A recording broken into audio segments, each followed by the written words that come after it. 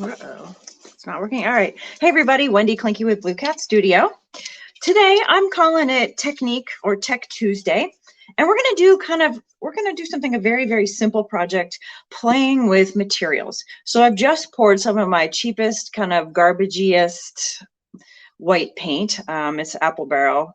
And it's not that it's garbage, but look how watery and runny and it's old, but that's fine. Because what we're going to do is we're going to whitewash this board, and then we are going to do a dimensional stencil on top of it. And I have this really fun kind of fern stencil inspired by my bestie Julia.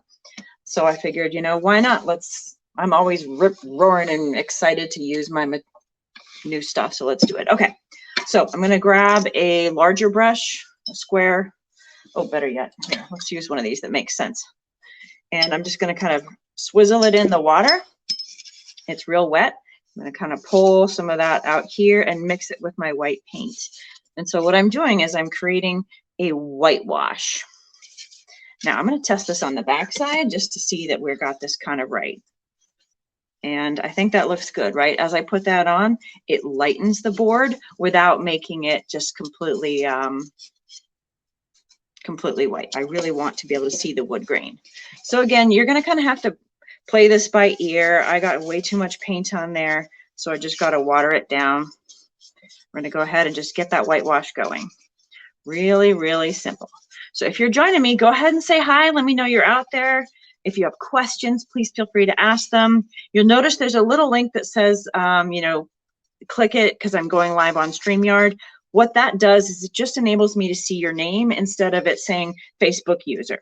Because when it says Facebook user, I'd be like, hey, you, what's going on? Versus, you know, hey, Pat, or hey, Holly, or hey, whoever. All right, so we're just getting a basic whitewash going. Very, very simple. It's diluted, watered down, cheapest white paint you can find. So, you know, like some of you who've painted with me for a while know that, like, I really like paint that gives a solid coverage. But this is your opportunity to use the cheapest, kind of yuckiest, weirdest paint you've got. All right, so now we've got a good basic white thing. My cat actually wanted to be on camera today, but I kind of kicked him off. So now he's in the kitchen messing with something. I know y'all want to hear about the Blue Cat Studio cats, right? Okay, good whitewash. So if I bring this up closer to the camera, you can kind of still see the wood grains in there, which we like. It's going to give this big guy a quick rinse, and I'm going to set him aside. I think that's pretty much it today for the paintbrush. The rest of this, because we're going to be working with modeling paste. Oh, paper towels, hello, that would be helpful. We'll be working with modeling paste. We're going to need a heavier duty item to make this happen.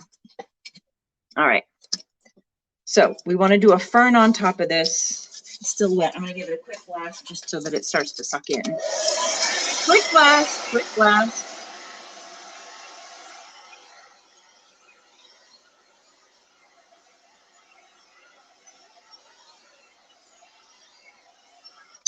Now, if you were like a really like anal retentive woodworker, you would notice that the wood grains are starting to stand up.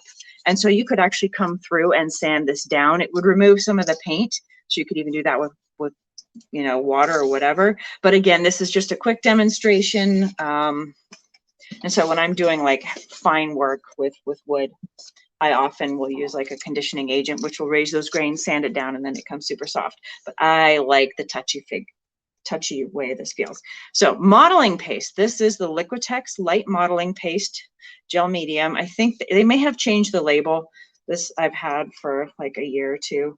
I tend to buy a lot of tubs of this stuff, and so I just got a big old hunk of it. I probably got too much. We'll see. Maybe we'll start there. Yeah, I'll put some of that back.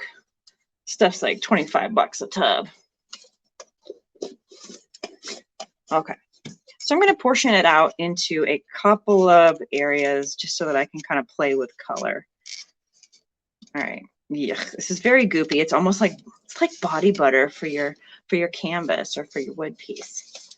Now the idea is you could apply this directly to your surface and then paint over it, but that tends to require a lot more precision work.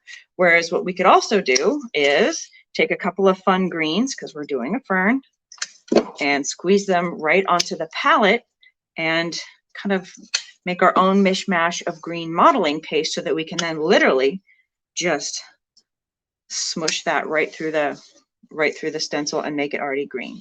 So I'm loving the neon color. So I'm going to grab a big old hunk of that and just work it in. And you notice that this modeling paste actually has no pigment in it. So it 100% just takes all that paint pigment. So now I've got some really gooey stuff. So if you're ever like doing, you know, painting and you wonder how people get their stuff to be so dimensional, modeling paste is the answer. So now I'm gonna do another green here. I'm gonna keep going, mix, mix, mix. All right, and then we'll grab some of this darker stuff. I'll mix it in right here. Now that's a very dark green, and I'm not sure I want it that dark. So I'm gonna smush some of the neon in. So we're just kind of making our own green colored gooky paste. And we're gonna do it right through the stencil, which I think should be pretty interesting.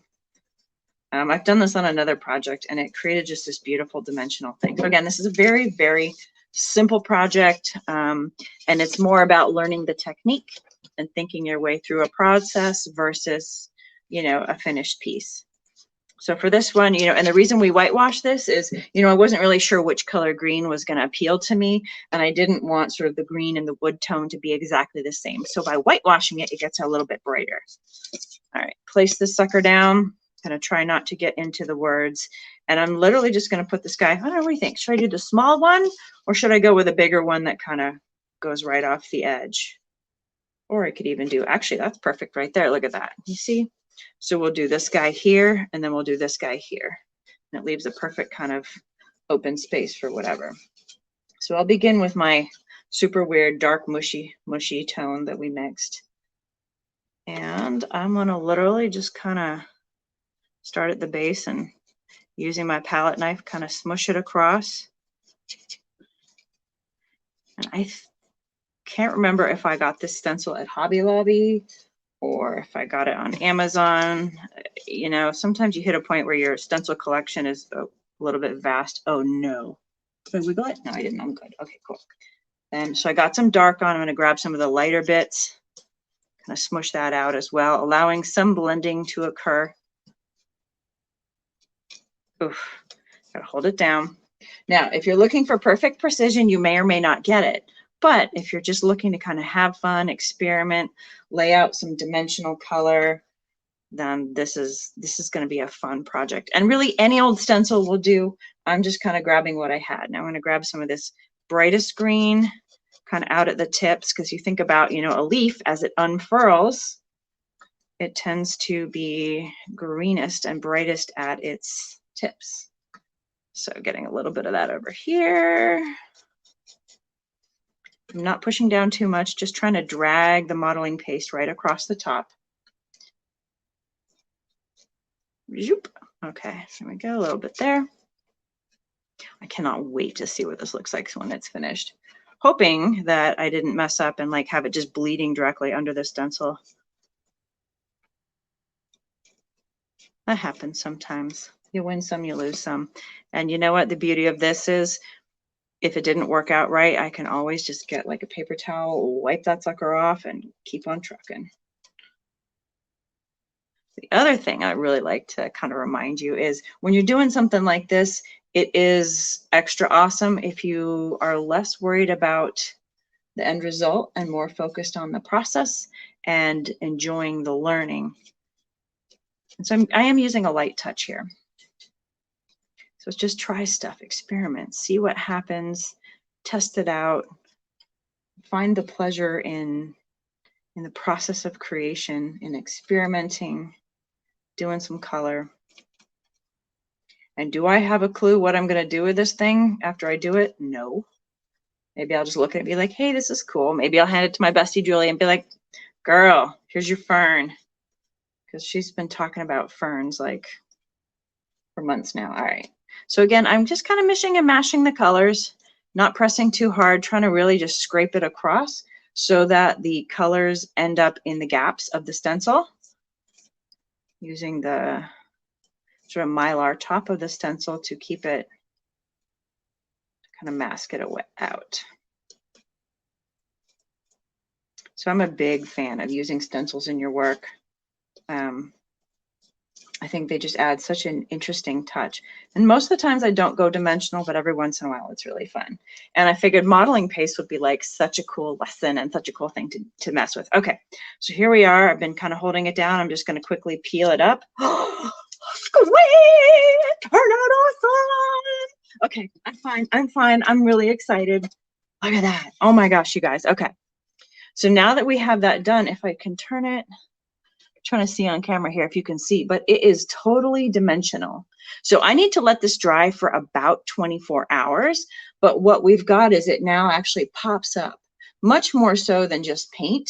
And also because it's so thick, even if a little bit of it bled through, you still have the dimensional aspects of it. So it has a much more realistic and just cool quality.